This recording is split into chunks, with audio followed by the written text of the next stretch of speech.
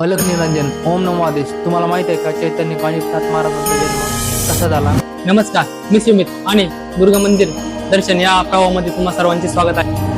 आणि आज मी आलोय अहिल्यानगर जिल्ह्यामधील पाथर्डी तालुक्यातील श्री कानिफनाथ मंदिरात. हा प्रसंग एका वेळचा आहे जेव्हा बद्रिकी आश्रम मध्ये भगवान महादेव जालिंदरनाथ आणि अग्निदेव गप्पा मारत होते. आणि त्यावेळेस महादेवांनी जालिंदरनाथाला सांगितले की हिमालयात एक हत्ती आहे आणि त्या हत्तीच्या कानातून प्रबुद्ध नारायणाने अवतार घेतला आहे. आणि त्यावेळेस ते हिमालयामध्ये गेले आणि जालिंदरनाथाने हाक मारली की हे प्रबुद्ध नारायण, या सृष्टीत आपले स्वागत आहे. आणि अशा प्रकारे चैतन्य कानिफनाथ महाराजांचा जन्म हत्तीच्या कानातून झाला. नंतर ते कार्य करत करत मडी या गावी आले. तेव्हा कानिफनाथ महाराजांचा खूप मोठा शिष्य परिवार झाला होता. त्यामध्ये सर्व जातींना समान मान होता, म्हणून मडी या गावाला जाती पंढरी असेही म्हणतात. त्यावेळेस चैतन्य कानिफनाथ महाराज समाधी लावून बसायचे.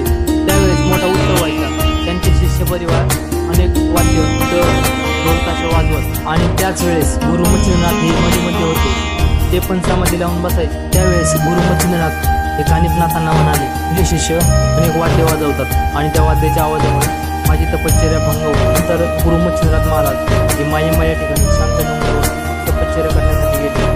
नंतर कानिफनाथ महाराज गडावरच्या ध्यान मंदिरामध्ये प्रार्थना करू लागले. पुढे कानिफनाथ महाराजांनी फाल्गुन वैद्य पंचमीला म्हणजेच रंगपंचमीला मडी येथे संजीवन समाधी घेतली. दरवर्षी होळीपासून ते गुढीपाड्यापर्यंत खूप मोठी यात्रा भरते. येथे रंगपंचमीचा मुख्य दिवस असतो, कारण महाराजांचा या दिवशी समाधी सोहळा असतो. हा सोहळा बघण्यासाठी देशाच्या कानाकोपऱ्यातून भाविक तिथे दर्शनाला येतात. आणि तुम्हाला माहित आहे का, कानिफनाथ महाराजांची भक्त डाळिंबाईची गोष्ट